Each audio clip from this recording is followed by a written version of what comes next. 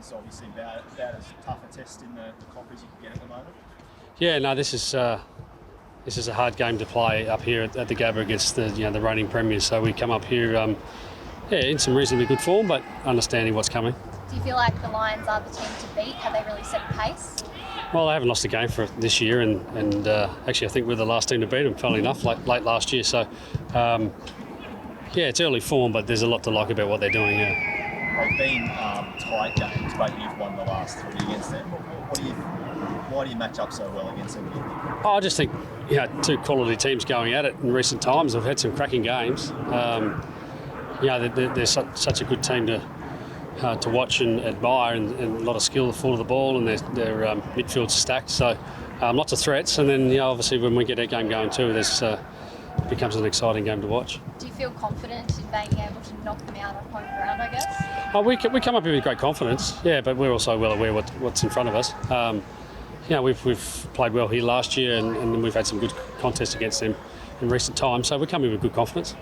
I know you're Melbourne-based now, but if you put your Queensland hat on and seeing how the Lions and I guess the Suns are going, do you feel like it's great for the code for Queensland? Yeah. Like I've obviously spent 15 years in Brisbane, and great memories at this ground, and with the Lions over a number of times as premiers, and it's really pleasing. If we're not winning the premiership, it's nice to see Brisbane doing well and Queensland State. It's an important part of the game too, that in the northern states of Australia, that the AFL is on show and people enjoying the product.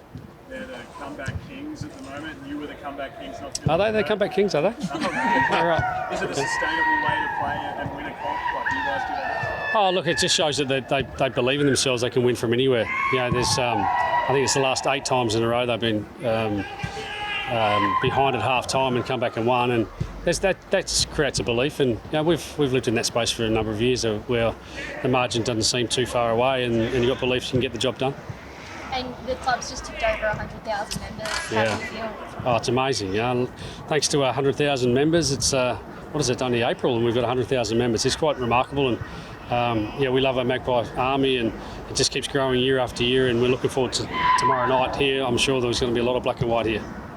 See Geordie having a rock out there, nice to have him again. Yeah, Geordie will play, and we sort of looked after and managed him. He's still a work in progress. We might have to just see what that looks like in terms of time on ground. But he's an important player to us. He has X factor, and he can really turn the game on for us. And it's exciting to have your best players back out there.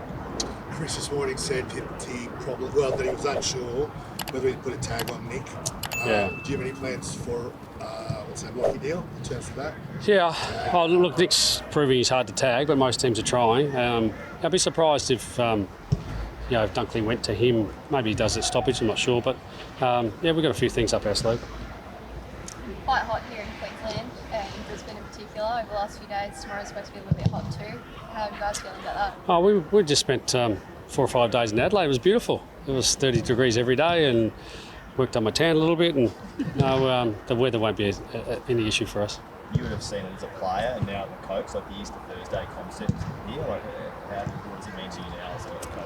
Yeah, it was always a big occasion, Easter Thursday. You're on show. It's the first game of the round, and the stands are going to be full, and against 2 arch rivals. It's a great occasion. We love coming up here and playing, and again, hopefully tomorrow night will be a great spectacle for those that come. How does Big Dan like coming back here against his old club? Dan's journey for him. Yeah, Dan McStay's got a history here too, and obviously kicked a lot of goals on this ground and great memories. I'm sure he's got a lot of friendships too. So, he missed a lot of footy too in the recent times. So I'm sure he's looking to put on a good performance against his old team. Yeah. Jake, you can go now for your question. Yeah, Clyde, can you hear me? Yes, Jake, gotcha. Yeah, just on the veterans going so well, particularly Steele, Sidebottom. Was there anything, you mentioned fundamentals, is there anything in the physical preparation, or is it great? What do you attribute at the moment? Because they're going probably better than they were last year. Certainly Steele is, and I'd say Ben is as well. Yeah, we've got a hungry. We've got a hungry, motivated, group, and our experience drives a lot of that. Like Steele's having a terrific he had a terrific pre-season, so did Pendles, and they didn't miss a beat. So we put a lot of time into our fundamentals, as I said, post-game last week. And, well, these guys are in great form and able to play multiple roles. And we've actually, funnily enough, just talking about today, this time last year we were shuffling a lot of magnets around to make up for a lot of guys that were injured. So it seems to be the first time in a long time that players are settled into playing some roles that for 3 or 4 weeks in a row. So I'm sure that's helping as well. Physically, was there anything you did differently with them in training loads? I heard Scott Pendlebury say at the end of the pre-season that was the hardest pre-season he's ever done, and it's a lot to say that after 20 years. No, we trained hard, and most guys didn't miss a session. So, it stands you in good stead for what the season brings you. Thanks, Jake. Okay, one more. Chris has said a couple of times this year that because they won last year, teams are coming at them like they're sort of, I guess, maybe targeted. Did you guys feel that last year as well? Yeah, I think there's a premiership tax that comes with winning the premiership the year before, that everyone wants to get themselves ready to play you, and it shows that in the early part of the season, that with the Lions being up behind at half time, that's been real. We faced that a bit too. There's a natural tax that comes with that, but as I've said before, the Lions are such a good team, they're finding ways to win even when behind at half time.